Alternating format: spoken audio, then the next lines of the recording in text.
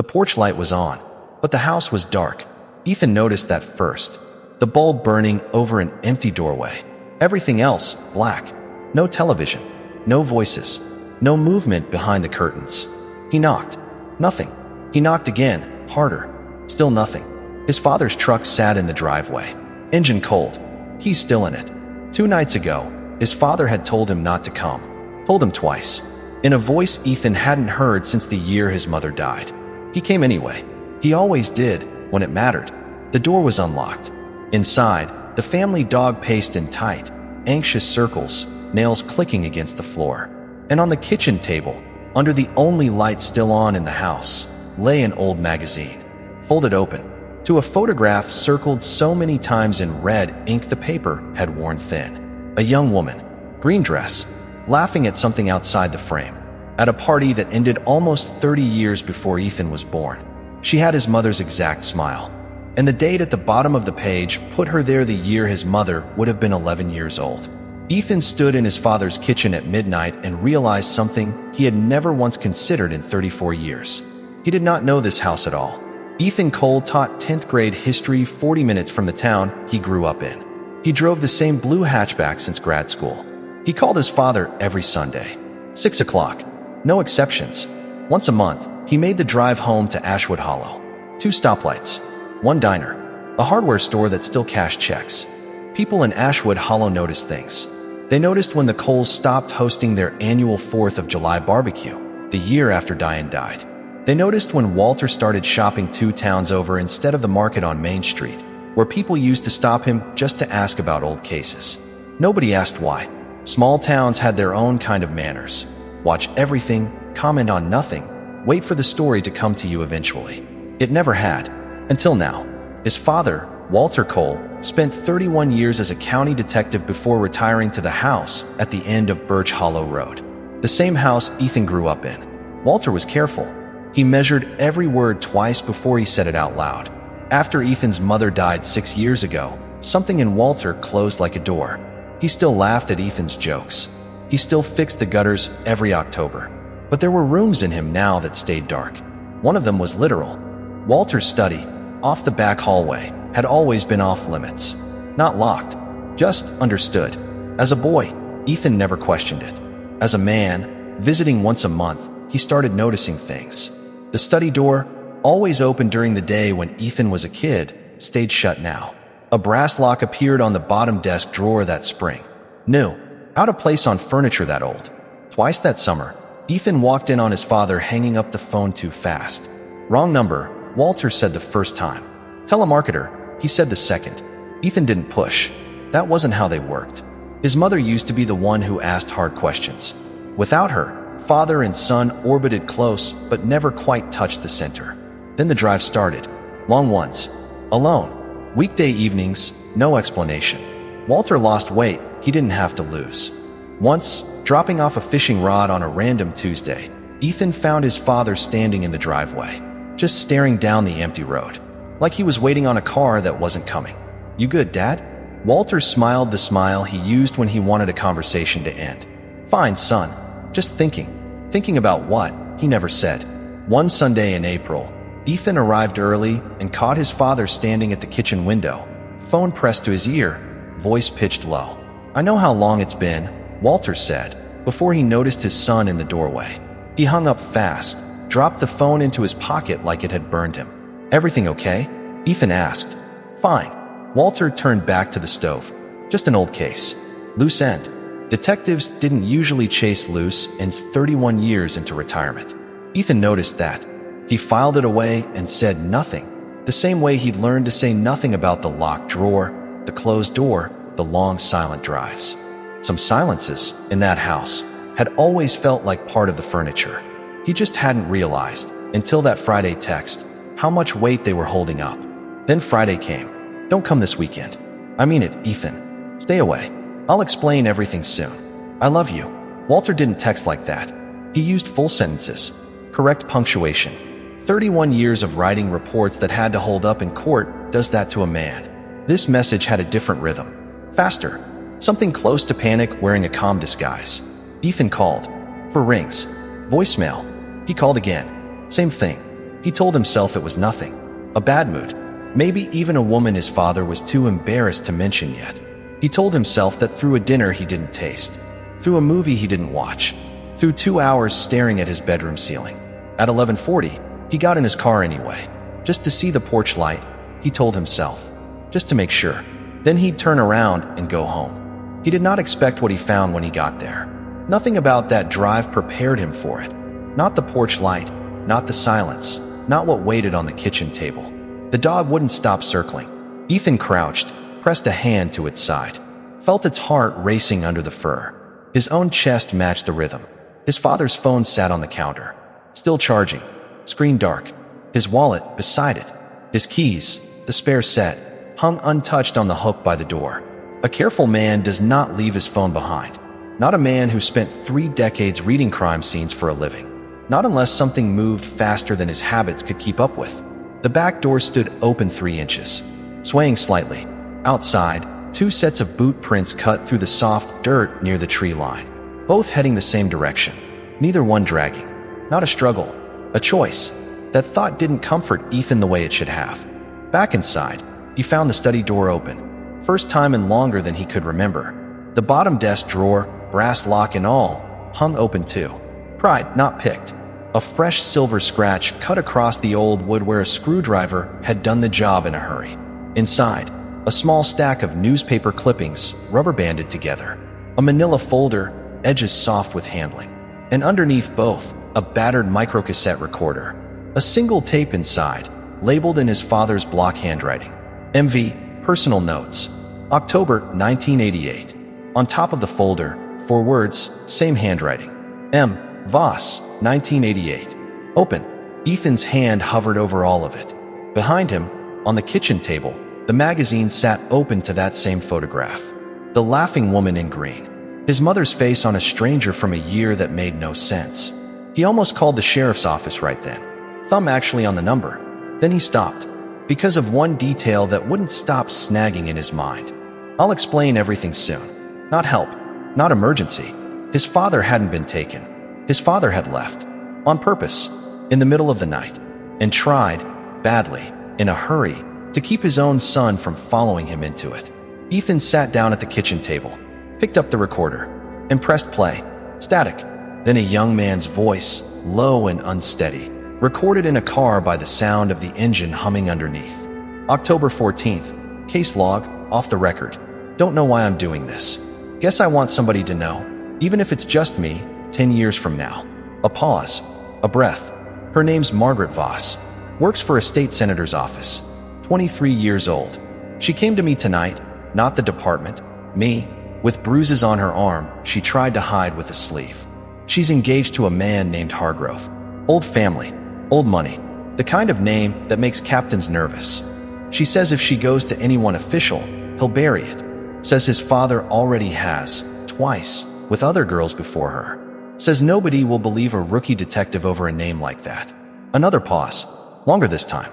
I told her I believed her. The tape hissed for 3 full seconds of silence.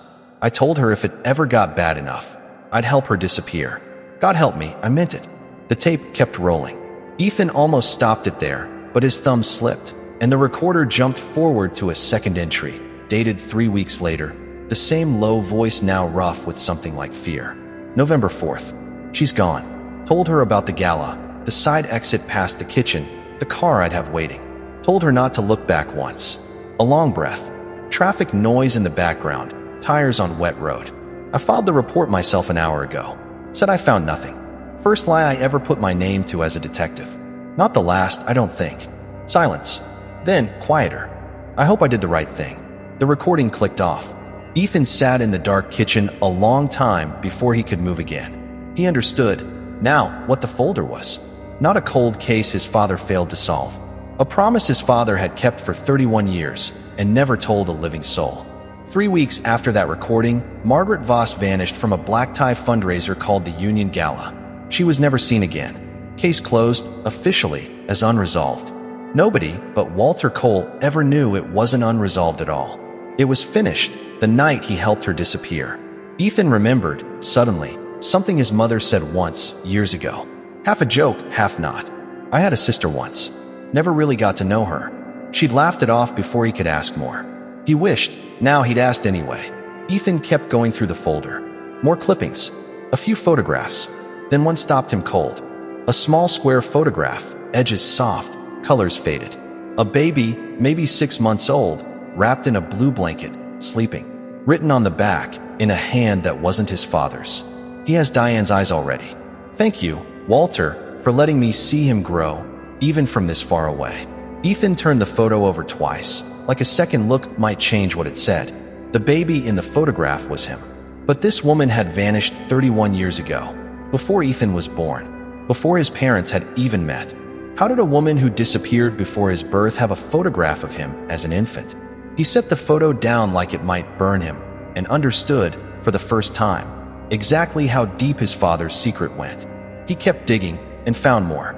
A slim envelope, taped to the underside of the drawer itself, hidden well enough that Ethan almost missed it. Inside, for more photographs, spaced years apart. A woman in her 30s, in a driveway Ethan didn't recognize, glancing warily at whoever held the camera. The same woman, older, at a diner counter. Older still, gardening, unaware she was being watched. Someone had been checking on her, quietly, for decades. Ethan understood, holding them, that his father hadn't just kept one promise the night Maggie Voss disappeared. He'd kept it every year since. It was 1:30 in the morning when the knock came. Ethan's first thought, his father, home, ready to explain everything. But the shape through the narrow window beside the door was too tall, too broad, wearing a coat too clean for someone who'd spent the night in the woods. He opened the door on the chain. "Mr. Cole?" the man said, smooth, practiced, the voice of someone used to being believed. "Walter Cole, old family friend. I've been trying to reach him for weeks." He held up a card between two fingers. Dorian Hargrove. Ethan's stomach dropped at the name. He kept his face still. "He's not here," Ethan said. "True, technically." Hargrove's smile didn't move, but something behind his eyes did. A small, cold recalibration. "Of course he's not," he said quietly. "Funny how that works. People have a way of disappearing right when I start asking about them." He let that sit in the air a moment. "Tell him I stopped by. Tell him it's about Maggie." A pause. "Tell him some doors are better left shut. For everyone's sake. His. Yours." He tucked the card into the doorframe, turned, and walked back to a dark sedan idling at the curb without another word. Ethan stood in the doorway a long time after the taillights disappeared, that last sentence sitting cold in his chest. His. Yours. That felt less like a warning and more like a threat with good manners. One of the old clippings mentioned him. For sentences, easy to miss. Margaret Voss had been engaged, that October, to a rising political aide named Hargrove. Same family, same name on the card, now sitting in the doorframe. 31 years later, and a Hargrove was still looking for her. Ethan needed air. He needed to move. Sitting still felt like losing. He remembered something. A box in the hallway closet, his mother's, that his father never touched after she died. Old letters, photographs, things Ethan hadn't looked through since the funeral. He found it under a stack of winter coats, dust thick on the lid. Inside, birthday cards, ticket stubs, a wedding photo. And near the bottom, a bundle of letters tied with faded ribbon, return to sender stamps across half of them. No return address on most. But one, near the bottom, postmarked from a town 2 states over, had a return address written faintly in pencil, before someone had scratched most of it out. Enough of it survived. A street name. A town. Nothing more. It wasn't much. But it was something his father didn't know Ethan had. For the first time all night, Ethan wasn't just reacting. He was ahead. He typed the town and the year into his phone, cross-referenced it against a public records site, and found a name that made his pulse jump. M. Voss, later listed as M. Reyes. An old woman, listed as still living, 2 states over. Not confirmed, but close enough to feel like the ground shifting under his feet. He didn't call the number he found. Not yet. He grabbed his keys instead. He found something else tucked in the folder's back pocket on his way out the door. A matchbook, worn soft from years in someone's coat. Pete's all-night diner. Route 9. Inside the flap, in pencil, tonight's date. 2 p.m. Not the same lead as the letter, but close enough in time that his gut told him they were about to collide. It was 1:50 when Ethan grabbed his keys and left the house behind him, dark and open, the magazine still lying on the table. Route 9 unspooled, dark and empty under his headlights. Fields on either side, black and shapeless. The Capitol's glow smudged orange on the horizon to his left. 3 miles in, Ethan noticed the headlights behind him. Not unusual, not at first, but they turned when he turned, slowed when he slowed, stayed exactly 4 car lengths back for 2 full miles, no closer, no farther. He took a turn he didn't need to take, just to test it. The headlights followed anyway. His hands tightened on the wheel. He thought about Hargrove's card, still wedged in his father's doorframe. Some doors are better left shut, for everyone's sake. He pushed the hatchback faster than he should have on a dark country road, heart hammering, watching the mirror more than the windshield. Then, at the crossroads where Route 9 met the old mill road, the headlights simply turned off. Gone. Ethan sat there a full minute before his hands stopped shaking enough to drive again. He told himself it was nothing. A local, headed somewhere else, turning off at a road he needed anyway. He told himself that the whole rest of the drive, the way people tell themselves things they don't quite believe, just to keep their foot steady on the gas pedal. Ethan never found out whose car it was. He still doesn't know, to this day, if it was Hargrove or something else entirely, watching from the dark for reasons that never made it into this story. He didn't slow down again until Pete's neon sign came into view, half its letters dark, glowing amber against the black. Ethan parked at the edge of the gravel lot, engine off, hands still shaking slightly from the drive. Through the window, in a back booth under a buzzing lamp, sat his father. Across from him, a woman Ethan had never met. Silver-haired now, decades removed from the laughing girl in green, but unmistakably the same face from the magazine. The face that had aged the way it should have, the way it never got the chance to in any photograph that existed until tonight. Ethan didn't go in right away. He stood at the edge of the gravel and watched his father reach across the table and take a stranger's hand like he'd been waiting 31 years for the chance. Walter looked up, found his son across the empty lot. Something passed between them that had no room left in it for secrets. "You were supposed to stay away," Walter said, when Ethan finally sat down. More relief in his voice than anger. "I know," Ethan said. "I couldn't." The woman studied him with an expression that had no clean name. Hope and grief, tangled too tight to separate. "You must be Ethan," she said. "Diane talked about you. In her letters." Before, she stopped herself. "I didn't know she'd passed. Not until this spring. Found the obituary by accident. Her name was Maggie. Margaret Voss." Ethan said the name back once, quietly, like testing whether it would hold weight. It did. And what came out over the next hour rearranged everything Ethan thought he understood about his family. Maggie and Diane had been sisters. Half-sisters, split apart as girls when their mother remarried, one daughter kept, one given to a distant relative to raise. They found each other again as young women, wrote letters, met in secret a handful of times, right up until the October night Walter's tape recording had already told Ethan about. "Your father saved my life," Maggie said simply. "I don't say that lightly." Walter didn't look up from the table. "I didn't know you two were sisters," he said, quiet. "Not for years. Not until I went through Diane's things after she died and found a photograph that stopped my heart." He shook his head slowly. The same dress, the same laugh, a face I'd spent one October helping to erase from every record that could find her. Ethan pulled the small square photograph from his pocket, set it on the table, then explained this. Maggie's eyes softened at the sight of it. "Every Christmas," she said, "your father sent one letter. No return address. Just enough for me to know somebody remembered I existed." She touched the photo's edge gently. 2 years in, he sent that one. Said he thought I deserved to know love kept happening, even after everything. I asked for one every year after that. He never missed one. Walter's jaw tightened. 31 Christmases of a secret carried alone, and he still couldn't quite look his son in the eye saying it out loud. "I built a whole life under a different name," Maggie said. "A husband for a while, a daughter who still doesn't know any of this." She wrapped both hands around a coffee cup she hadn't touched in 20 minutes. "Every few years I thought about writing Diane myself. Every time, I lost my nerve. What do you say? I'm sorry I let you think I was dead for 30 years, but it was the only way I knew how to stay alive." "Dorian Hargrove came to the house tonight," Ethan said. Something shifted behind Maggie's eyes. Fear, old and familiar, resurfacing fast. "His father controlled everything about me," she said. "Money. movement, who I was allowed to be. When I finally understood what he really was, it was already too late to leave the easy way. She looked at Walter. I always wondered if the son knew how much he saw. He was at the gala that night, Walter said. 19 years old, standing near the entrance. I found his name buried in an old guest list years later and never told anyone. Not even you. Walter's eyes went distant for a moment, somewhere back in 1988. His father cornered me once, a week after the gala, right outside the courthouse.